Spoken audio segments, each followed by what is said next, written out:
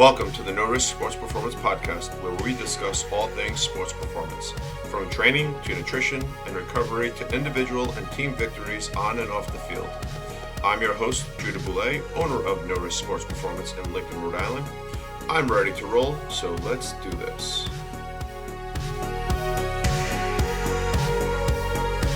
Hey folks, welcome back to another episode of the No Risk Sports Performance Podcast. Today, I have an exciting guest on. Her name is Jae Taft. Jae runs or owns US Girls Basketball, or Us Girls Basketball, I apologize.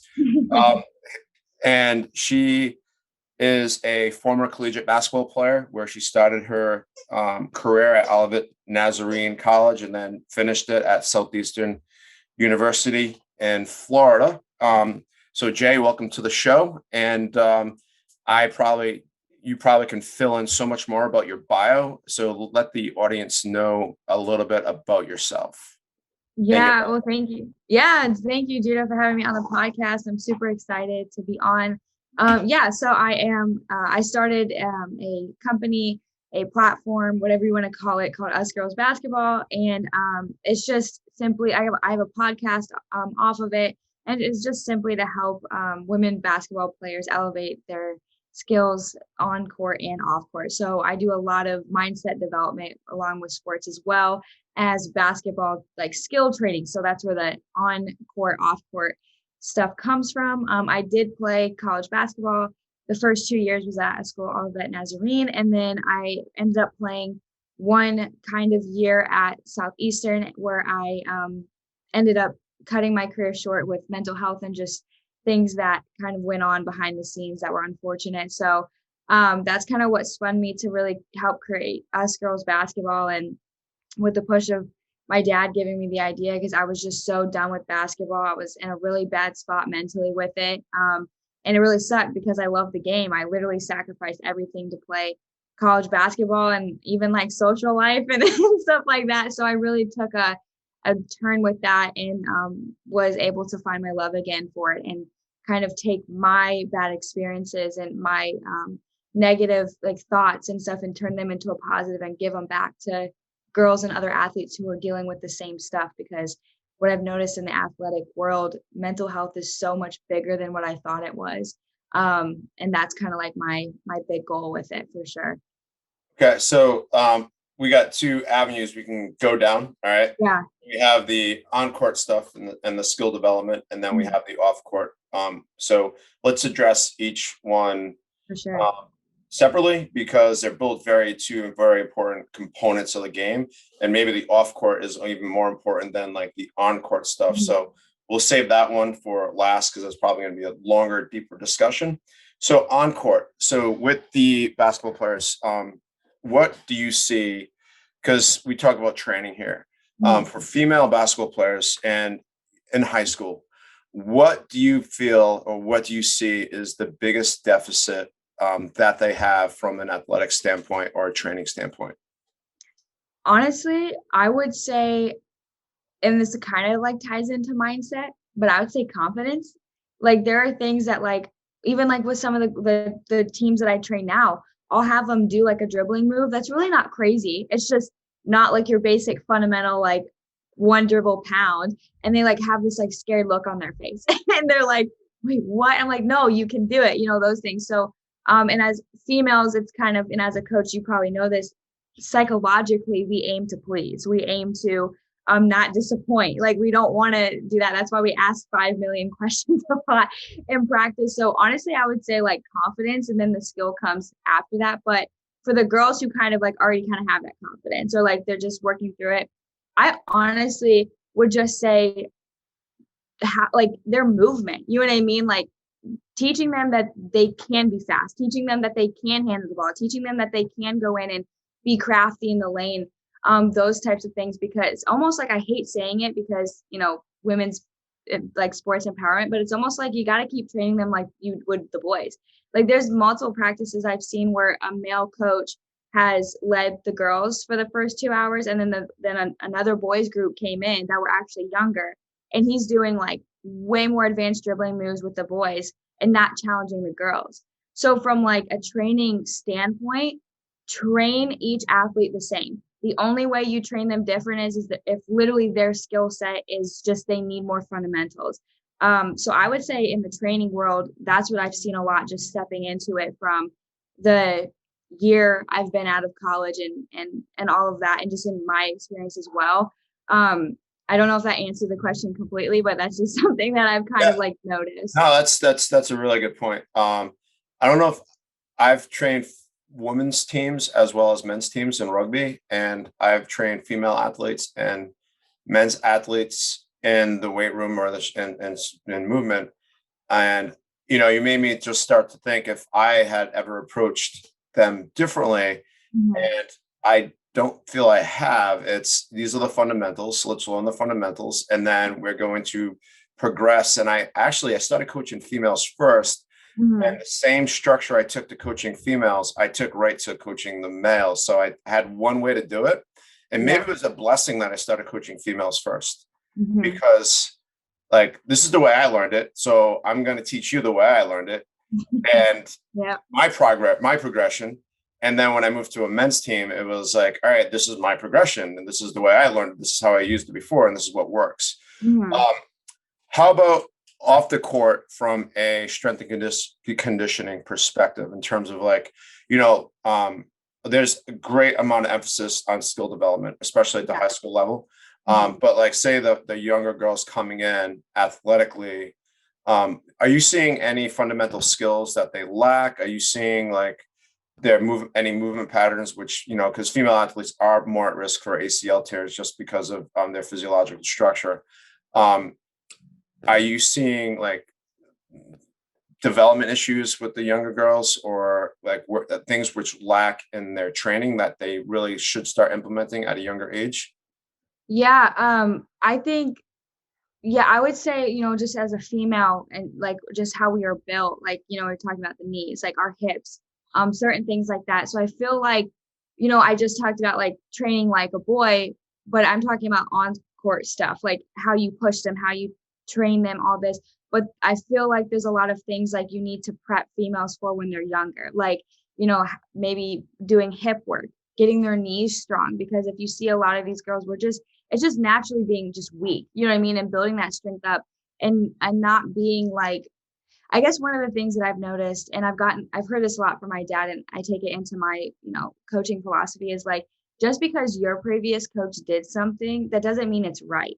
That doesn't mean that you should do that. You know what I mean? So it's like, especially in basketball, like the big thing is like get on the line and run until I tell you to stop, or being like that type of stuff. But like, is that really benefiting your athlete? Especially like looking at it from a female perspective. And like, I know there's just, a lot of negativities that a lot of people will say with coaching females, but like in reality, like you have to look at even like the hormone aspect of it. A lot of these people are getting these females when like they're starting, like getting their periods, they're growing, they're trying just to figure out their body in general. So it's like taking that into your training, I would say is super important, because we want to develop strong knees. We want to develop strong hips, because then you start to see like, I mean, I'm seeing these girls who are like freshmen in high school already with knee braces on, or like one girl, she's an eighth grader that I train, and she's already like has major hip problems. And it's like, that could be overuse, that could be poor training, that could be just neglect, like, you know what I mean? So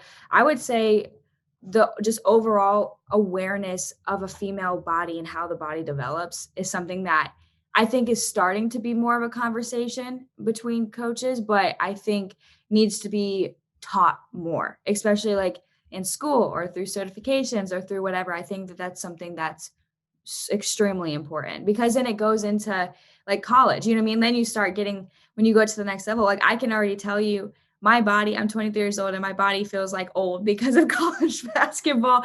And it's because like of prep work, you know what I mean? Like I was blessed to have my dad in high school and I felt great. Like I did not have injuries. Like I felt good. Like, yeah, I would have soreness. That's natural. But like in college, I mean, I developed like so many injuries because of prep work and stuff like that. So I think taking those things into consideration while training female athletes specifically, is something that needs to be changed. So you're saying that in college they didn't do the prep work necessary to make the athletes feel better after all those work on the court? Yeah, in some cases, I think they had the right intentions. I just don't think it was done correctly. I mean, like, I had a stress reaction, which and then I have bicep tendonitis because of it, and I have, not because of the stress reaction, but because of college, and then I had something wrong with my foot, and I felt like their hearts were in the right place with trying to help me, but it wasn't helping. Like, the things they were doing were not proactive. Like, it wasn't things like, I went home for the summer and it felt better in 10 minutes than the whole season. You know what I mean? So it's like one of those things where just being like learning more and not going necessarily with the old like athletic training ways or like getting out of that box and just understanding just athletic movement and skill development as a whole, I think is something that needs to get looked into more. Right. You keep alluding to your dad, so we'll just announce. So, Jay's dad is Lee Taft. He's one of the premier speed movement coaches for athletic development in the country. So she was very blessed to be under his tutelage and during her career. But so, Jay, when you were coming up from, let's say, seventh grade to 12th grade, Mhm. um, how much time training off the court to on the court did you do? That was like, what was that split like? Yeah, I would say, man, that's a really good question. I would say when I trained, it was very intentional. So I wasn't in the gym for 3 hours because I didn't need to be. You know what I mean? I just needed to get in and get out, but like be intentional with it. If I wasn't feeling it that day, I'm just going to make myself worse. I might just say, you know what, maybe today's like a stretching day, or I need to go watch film, or I need to do something like that, or just I need to work through the mental aspect of it. So I would say I mean, especially like, just again alluding back to my dad, like I think people would have a preconceived notion that he was very hard and like always working me out and even my siblings, and then he wasn't. It was always me going to him saying, "Hey dad, can you work me out?" Because he didn't want to make it forced. He wanted me to like love the game because I love the game, or play the game because I wanted to play. So a lot of it was on my own. I mean, like, or getting him to help me. He knew my goals, he knew where I wanted to go. So like if I was being lazy one day or like not really in it that week, he would like remind me, kind of be like, "Hey, like you got to do something. Like if you want to do this." But I would say I had a really healthy balance. Now, I did say I made a lot of sacrifices and there wasn't much of a social life. I still had fun. Like I still like when I was like at practice or before practice, after practice, like talking to my teammates, like I like love my family, love hanging out with them. Like, so, got to like spend time with them. I also I majored in film and I do a lot of social media content creation, photography, all that stuff. So I got to kind of like almost like in a way escape the court a little bit by doing the creative things, whether that's filming a video, editing a video, taking photos, like all of those things. So I felt like I had a really good balance of like on the court, like working out. I'm in practice. I'm doing my strength workout. I'm doing like things necessary to get me to the next level. But I'm also on the other end still thinking about my creative side and exploring that and being able to grow in that passion as well. Okay. So on your Instagram, you have some pretty sick basketball dribbling. Thank you. Um, I'm not that coordinated. So luckily my children have their mother's genetic skill and So funny. versus like mine. So like in terms of training time to get to that level, right? So a lot of, especially in this day and age where like there's instant gratification, right? Because of social media or people only see the Mhm. highlights. Um, when how long did it take for that skill to develop where you're able to be that proficient with dribbling the basketball with both hands? Yeah, it definitely I would say it's an everyday thing. Like, it's from the time I started to dribble the ball until now, you know what I mean? Like, I literally like, sometimes, like, when you, like, stop playing a sport for a while, then you feel rusty and whatever. Ball handling, I never feel rusty in. Like, because I did it so much. Like, it was one of those things where, God bless my parents, they would let us dribble in the house. Like, we had this, like, little, like, hardwood kind of floor, like right by the door. And it was small, it was tiny, but like when it was cold in Indiana and the garage was too cold, we would dribble there. My dad would literally put his timer on and say 10 minutes, go. And we would just dribble and just go nuts with it. I mean, dribbling was like, especially for me being 5'3", like I had to be better at dribbling than most people just to play at the college level because my height was a disadvantage. So I had to figure out other ways to be better at that. So yeah, I would say it's just an everyday constant thing. Like you see girls who like maybe start basketball like middle school and then they end up getting a college scholarship. That's because they put the work in every day. So and it's not even just physical work. Like it's mental work too, whether that's, you know what, I'm really sore today, I'm not really feeling it. Maybe I'll watch some like game film, or in my head I'll think of situations of like the skills that I'm working on, or I did yesterday in the gym. I can think of situations, imagine them and think, okay, how would I apply this skill in the game this next weekend or this next whatever. So it's just everyday prep work. And I wouldn't say like a timeline. I will say, yeah, I started probably at like 4 or 5 years old and I'm 23 now. So like definitely majority of my life has been spent training. But yeah, I would just say consistency within your training is what's going to get you far, and continuing to take that next step like every single day. All right. So as we transition over to the mindset piece, you just mentioned something like you might have taken a day off, but you visualized, Mhm, all right, what happened and how you can make it better. How mhm, important, and this is something I'm a big fan of, and I try to get my rugby players to like visualize themselves in a game. And mhm. like I think they laugh at me, because like I'll Yeah, watch a rugby match and then I'll like visualize how that would look like on our field for the team implementing it so I can coach it better. yeah. But then I try to have the guys visualize themselves in a match, and it's like nobody does it. Um, Mhm, I think it's one of the most underrated or underdeveloped skills. mhm. What's your take on that? Because obviously you're a fan of it. Yeah. Yeah, I think it's a really big tool, and it's kind of funny, I'll tell you a quick story. The girls that I'm coaching, I like every time I do a skill, I always say, "Why the skill? Why are we doing it?" And I think I tell them, I'm like, "Why are you doing the skill? Imagine the defender there, or imagine in game." So you kind of like, it's not just, "Ooh, like Coach Jay is just throwing a skill at me to waste time." You know what I mean? Like this is why I'm doing it. So I try to get them in that headspace. And they looked at me funny. Like I told them they played like a really bad game one of the weekends, and I told them, I was like, think about it. I said, you're gonna laugh at me, but like imagine it. Like go to sleep tonight thinking about the game, thinking about these things. And they laughed at me. The next day, one of the girls comes in and says, "Coach Jay, I dreamed about the game last night, and she played the best game during the weekend." And I was like, "Hey, there's a method to my madness, girl." Like I'm like, I promise you, I'm not just saying this stuff because I'm crazy. But yeah, and I was the same way. Like when I heard it at a camp for the first time, I was like, imagine, wait, sports are like 80% mental? What do you mean? Like, then why am I spending hours on hours on the court if it's mental? You know what I mean? Like in my head.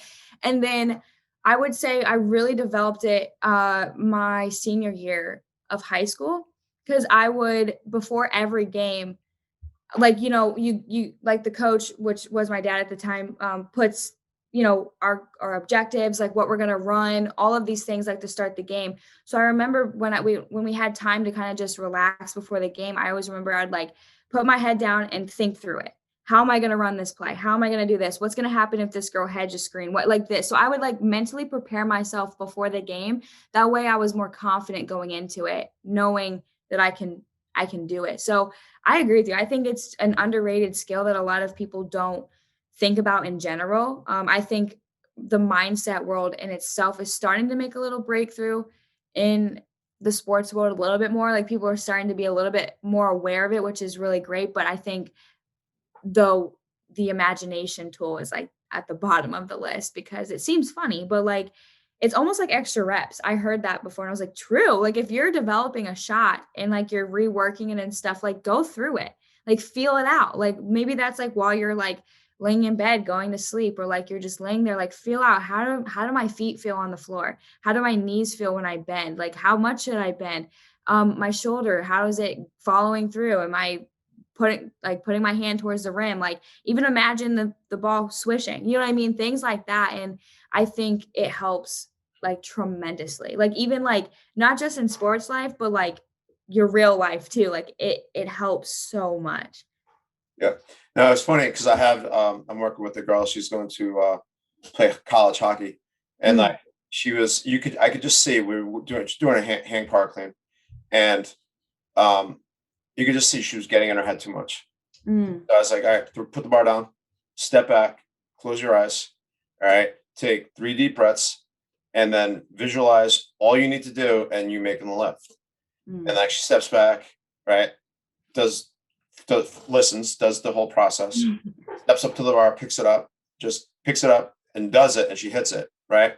And she was like, "Oh my god, that was incredible!" I was like, "Yes." I'm like, there's a lot more to it, like there's a lot more to Yeah. doing athletics than just the physical. All right, so we're gonna start shifting over to like the mindset and the emotional psychological component of sport. So you had mentioned about confidence Mhm. before.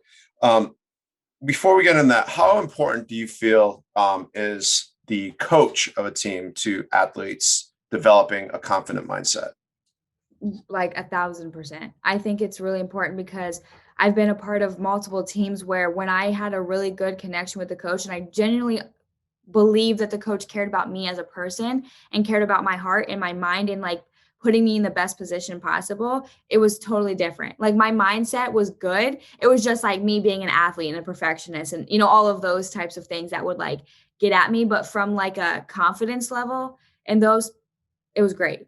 When I've had coaches that were definitely borderline mentally abusive and definitely not in it, I feel like for the right reasons, or they let their ego kind of like swoop in and it's about them, not the players, totally different. Not much respect, not much connection, really not much confidence. And you get confused because you don't know where the coach stands. They'll tell you one thing, and then like in the game, it's different, or like the way they talk to you, the way they interact with you. So I think from a mindset perspective, yeah, we talk about players, we talk about you having a strong mindset, but it's just as much as the coach and the coach understanding the mental side of a sport.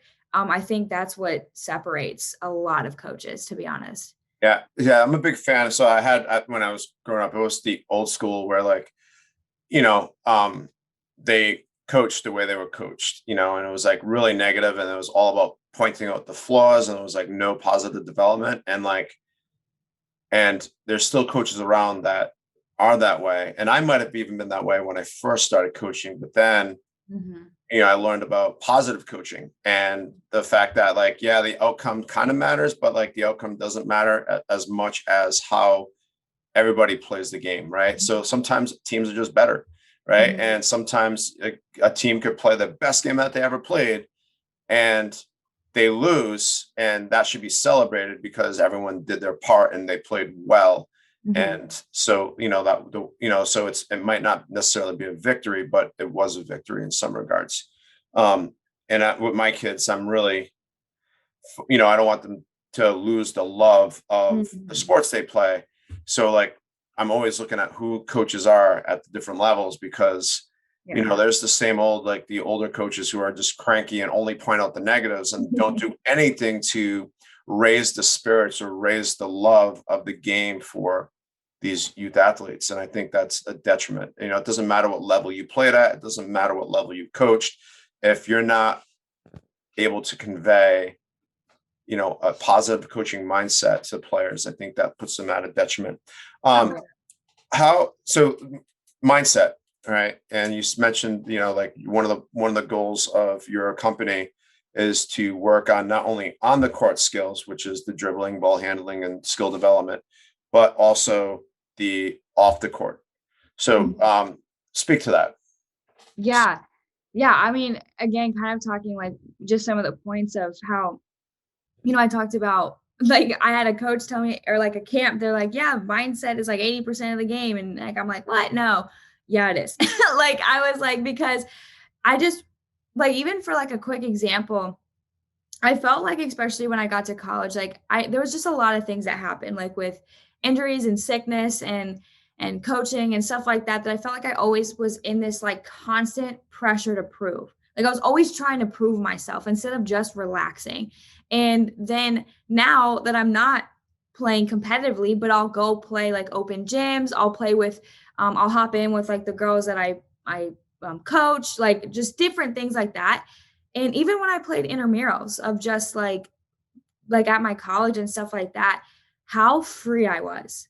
I had no pressure on me and I played so well because I was just like whatever. So I think speaking on that too, it's just the fear of failure and making mistakes. I think that we need to talk more about making mistakes. Like you'll see me, like if you were to come into a practice, I get more excited when my girls make a mistake during like ball handling drills or like things because I see them going hard and I see them learning. And I think you can relate to this as a coach.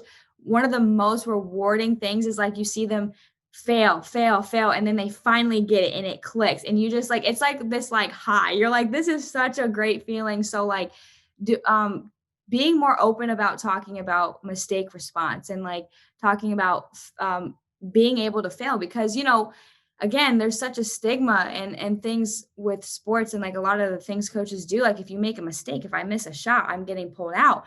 But it's like, do you really think I purposely meant to miss that shot? Like I'm just as mad as you are. Like I want to make the shot too. Like it's not like I'm purposely missing it. So I feel like being able to understand how valuable mistakes are from a mindset thing, and then going, to confidence, especially with the females. I'm talking about like just psychologically, like we talked about, we're always aiming to please. That's why like we might ask like 5 million questions because we don't want to do anything wrong.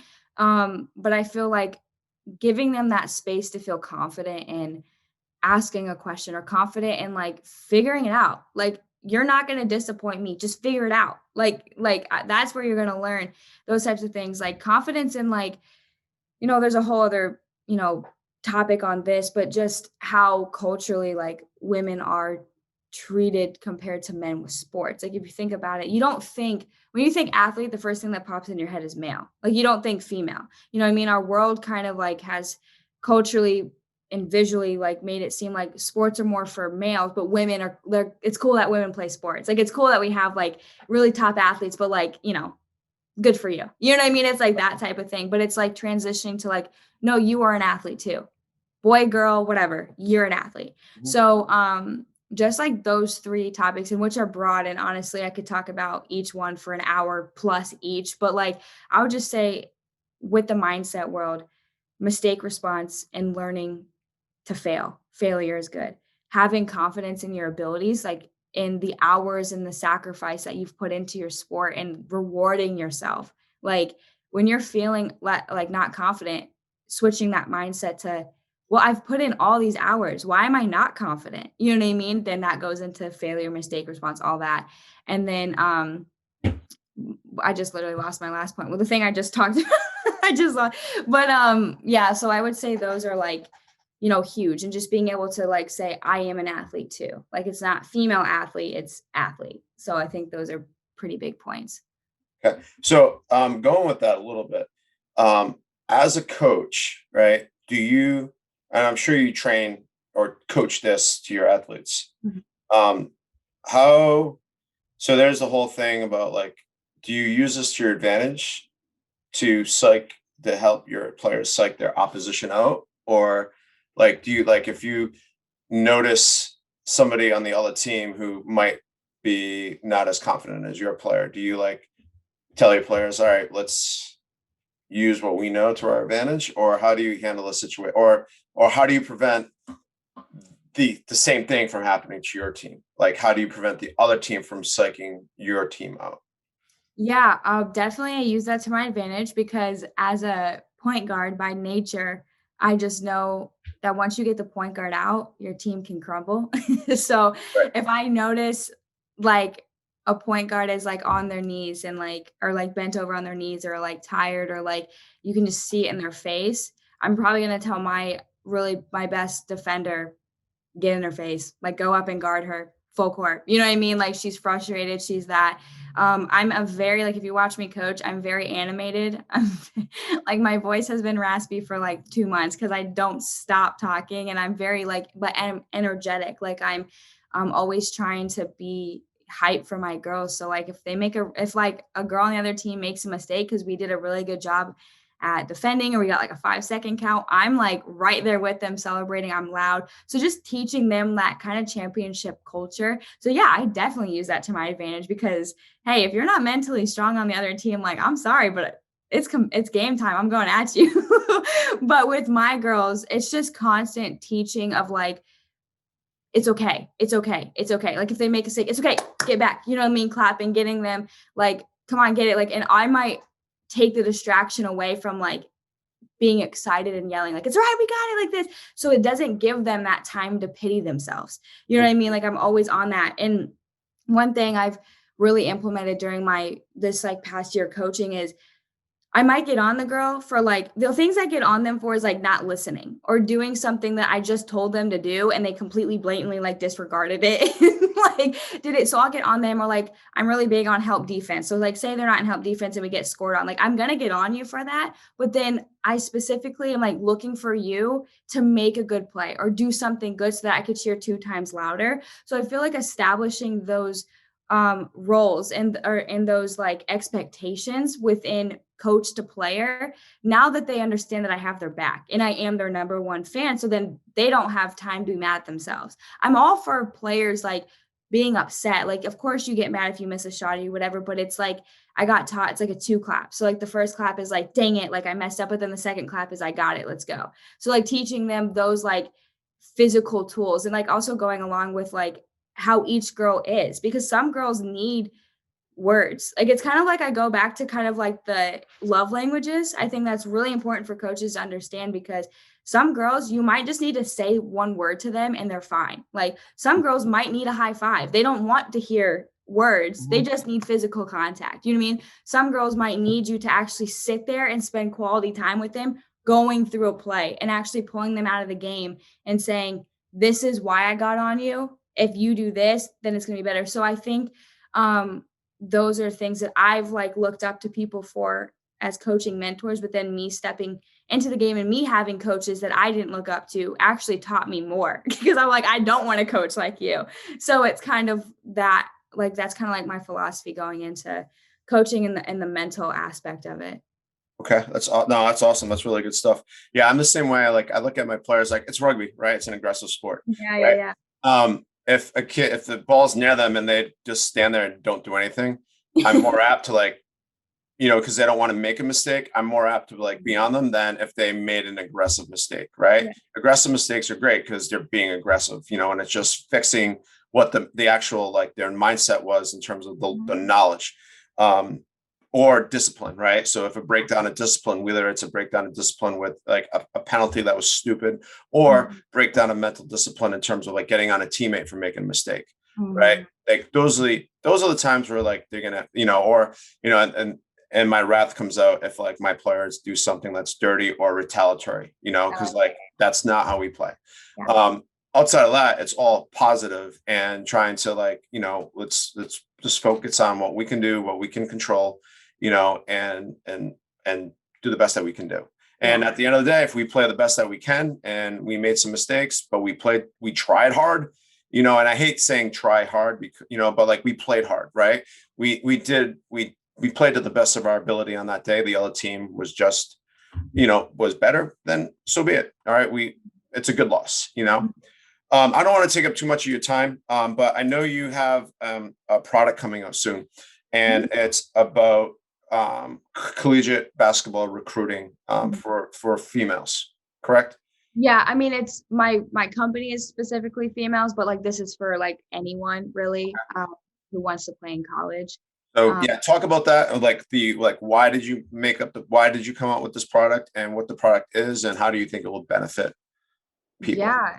Yeah, so it's called the recruiting system, and it drops it's May 24th is like the release date of it. And pretty much it's just a guide to help you navigate through your recruitment journey, because I had help, and got taught a lot of valuable things instead of like oh, this college. Like I got taught, well, what college do you really want? What do you want in a college? What do you want in academics? Like, where do you want to go? Do you want to go out of state or do you want to stay close to home? So like starting off with answering a bunch of just prerequisite questions of just what do you want, and teaching these athletes that you can be picky with your college career and your college decision, because this is you. Like this is you making that decision. This is you committing to a school. This is you taking a chance on a school. You know what I mean?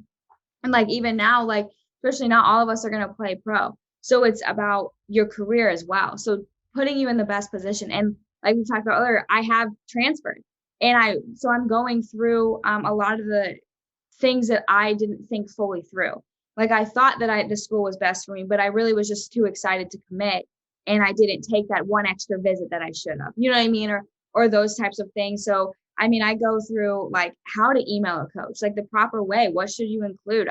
Questions to bring with you on a visit that are really important to ask. Like not just like what offense and defense do you run, but like specific questions that are going to make you feel comfortable with that coach, with that program, with that team, with that school. Going through the mindset of college recruiting, because it is overwhelming. There is a lot of information. There's a lot of emotions, especially like if maybe you commit late and you're seeing all these people commit and you're feeling like you're behind the eight ball. So being really like in tune with your mind during that. I have a lot of guest interviews from college coaches to college players to even a guy who runs these big exposure tournaments that like a lot of big teams go to, and a lot of coaches know him. You know what I mean? So bringing in all aspects of college recruiting. So it's pretty much like I like to call it recruiting 101, but the name of it is the recruiting system. So that's like a little gist of that. And yeah, it's for parents and for players, because a lot of parents I know are lost. Like their kid hasn't gone through it. So they don't know what all entails. So I just kind of bring you through the behind the scenes of that process and what I learned from, my recruiting and from other people that I've had conversations with too. It sounds like an awesome product. Now, is it specific to basketball, of course? Yeah, I talk a lot about basketball, like just because that's what I played, but really like a lot of the things that like I talk about, any sport could benefit from, because I'm not specifically like it's not like a recruiting tool specifically to like give you connections to college. It teaches you how to connect with the colleges. So really any sport can use it. It's just my thing is basketball. So obviously everything's geared towards that, but really any athlete or any parent who has an athlete can take a lot from each module in the course. Cool. And this is coming up the 24th. So how can people get access to that? Yeah, so you can get access through usgirlsbasketball.com, or you can go to my Instagram, which is just Jae Taft XOXO, and just message me through there or get like a link through there. So those are the few ways that you can do that. Cool. All right. I know you're busy, you're a young entrepreneur. So I'm going to finish up. All right. And I have my set of questions that I ask every guest. Okay. So first one is, do you have a favorite quote that you always refer back to, that like a mantra or just whatever? And it could be about sports, or it could be life, it could be about anything, but Yeah. you have a favorite quote. Yeah, I am definitely a quote junkie. So this one's hard.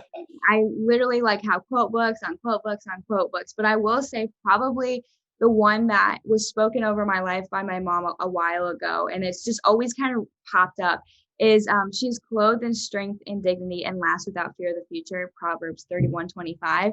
I just really love that because just, with me, especially my faith, just knowing where I come from and stuff, but like just knowing that like all these life challenges and these hardships and these really, really down moments that I've gone through in my life, like I have that strength and I have that dignity, and I can laugh at those things because I've learned and I've grown through all of that, and knowing that fear of the future is only going to hold me back, and I don't have to fear, with God in my life. So that's definitely something that I always go back to. Cool. Awesome. This is usually the toughest question for most people, because once again, a lot of people, I'm assume you're a reader because I know your dad is, but if you had to recommend one book, right now, it could be a book about mindset, life, sports, one book whatsoever that you feel that like everybody should read. What book is that? I would say it's called You Are a Badass, and then there's also a second one called You Are a Badass at Making Money. And I've been like on and off reading that one for a few years. I think it's great because it just is like super like just self-confidence and like the mindset side, and like you are a badass, like you can do this, like, you know what I mean, like type of thing. And just but giving you realistic tools in your life. And like she has like so many like golden nuggets in the book that it's like you just like your whole book is highlighted. Like there's not like it's like there's so many points that you want to take. So I would definitely I've recommended that book to so many people, and so many people have read it, and they love it. It's a easy read. But who's the author?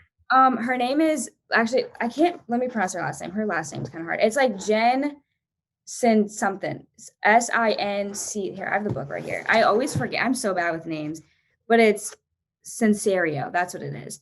Jen Sincero. So Jen, and then last name Sincero. Okay. She's great, and she has humor, so the book's kind of fun. Like she that's the best one. Like they make it like very relatable and not just like blah blah blah blah blah blah dry stuff with like a really good message, but it's dry. Yeah. So, awesome. All right.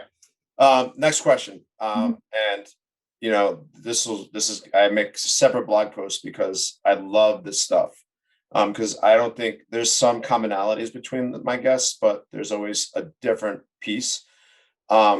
Your personal 3 keys to success. Yeah. I would say 1, God, 2, community, 3, I would say, man, the 3, that's hard because I feel like I have a lot. I would say acceptance to failure. I think those are the 3 that I would say are my keys to success, because I feel like, especially now coming into like a really good community, it's been absolutely amazing. And my success level has gone up because I have people who genuinely care and they want me to succeed, and they know my heart and they know my goals, and they're there to be your cheerleader, but they're also there to be bold with you and tell you where you need to get better at, or where you can grow at, and those types of things. And then obviously fear of or accepting failure. We've talked about so many times in this podcast, so we know where I stand with that. And then, you know, my faith with God, and just knowing my identity and purpose, and that He's brought me through so many trials in my life. So, and is bringing me to like the point where I need to be at now. So those are definitely, I would say, the 3 keys to success in my life. Cool.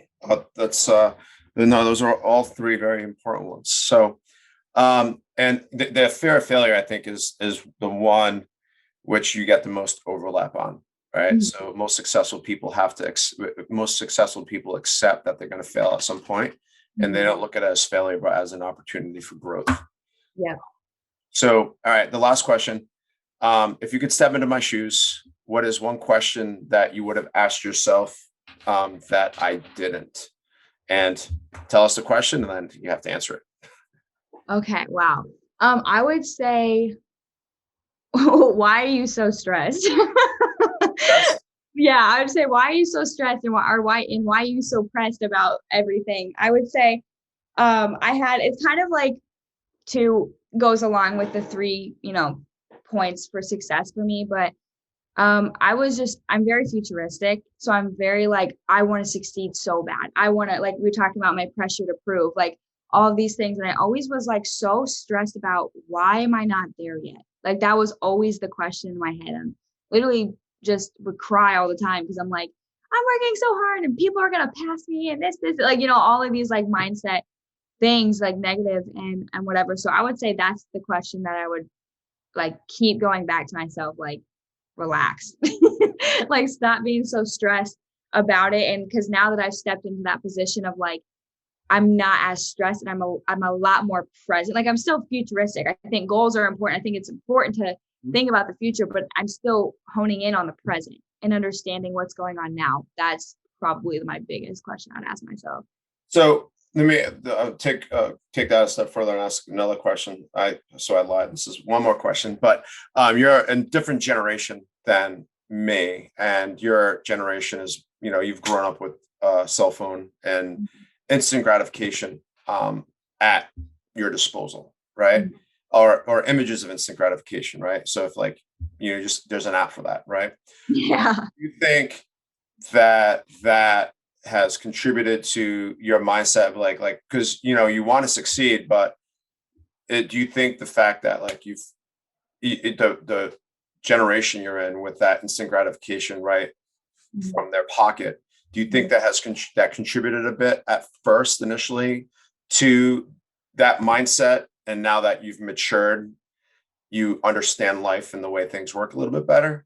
Yeah, 100%. I mean, even just as a silly example, when I was like heavily on Twitter and stuff, and like it was all about likes and all about retweets and quotes, shares, and like all of these things. And I remember like feeling really good about myself when a lot of people like recognized the tweet. So they agreed with it or they did whatever or whatever. And then I remember like having friends or having other people in my life that I follow that like they could tweet something and for some reason everybody likes it. But if I tweet it, it's not as like physically people liking it. And like so stepping away from that world of like Instagram likes don't matter. Instagram likes do not equal my worth. And I've been in a really good spot with that. I really attacked that when Instagram first like was popping and stuff. I was like, Jay, do not focus on that. Like it is not about the likes, it is not about this. But I've seen friends of mine literally tear themselves up, delete the photo, think they're not good enough if like a certain person didn't like it or if so many people didn't like it, I'm taking it down. Like literally I had someone say, if I don't have this many likes in 15 minutes, then I'm taking it down. I'm like, what? Like, you know what I mean? But it comes to like that instant gratification. Like you see now, like, I honestly think, and the thing is I'm not even that old, but in the fact that I see the girls that I coach now, it's in a way worse position. Like you can see it that they want just that, yeah, like that instant gratification or like they feel entitled because, oh, I go to practice. So like I have to play. But it's like, but what are you doing outside of practice? What are you doing? Like, you know what I mean? So it's like always that like entitlement, and that comes with sports. I mean, that comes with social media and how we run things like participation trophies, like, all of those things. And I mean, you see now like TikTok's the new thing, and you're getting people with, I'm talking like millions on millions of followers, and they blew up essentially overnight. But a lot of these TikTokers that are really famous have only been on TikTok for just over a year. So that's quick to gain that many people in a year. You know what I mean? So it's like when you see that you can instantly like something or instantly share or instantly comment, like it's that word instant, instant gratification, all that stuff, instead of being present in the moment and understanding that it's a journey Right. and that you need to go on it for that success. Right. And I'm curious, what's the lifespan of some of those TikTokers? Like what's their 5-year plan? Because TikTok probably won't be a thing. Maybe it will be. I don't know. I'm That's not. why a lot of people fail. Yeah, that's why, like, because the whole thing is like staying relevant. You know what I mean? So it's like that's why you see a lot of people, like we talk about like songs, like one hit wonder songs. That's why some people it's like a one hit viral, and you're done. So it's like a lot of like this is a whole other topic. So what do you do with the community you've built? Like you have to go outside of TikTok, you have to go outside of all those things, but that's what people don't.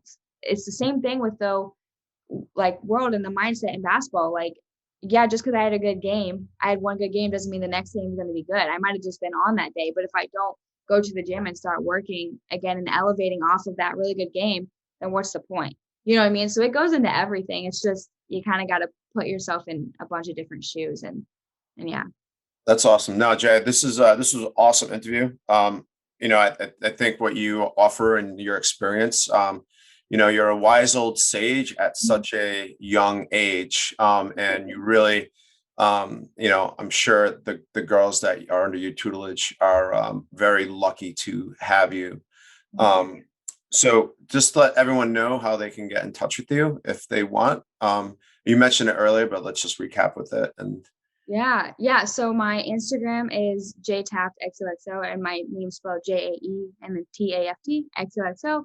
I'm the same on TikTok. I do just like different skill videos on there or whatever. And then you can feel free to either DM me on Instagram or you can email me, and it's just my name. So it's j.taft@gmail.com. So if you ever want to reach out, those are the ways that you can get in contact with me. Awesome, Jay. Thank you so much for having me, or for being on the show. And for the audience, we'll be back next week with another exciting and informative guest. Until then, we'll see you next week. Thank you. Thanks for listening to the No Risk Sports Performance Podcast. Be sure to hit the like and subscribe button, as well as checking out the show notes for more information on our guests.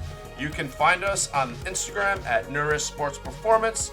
Until next time, I'm your host, Judah Boulay, reminding you to train smart and recover smarter.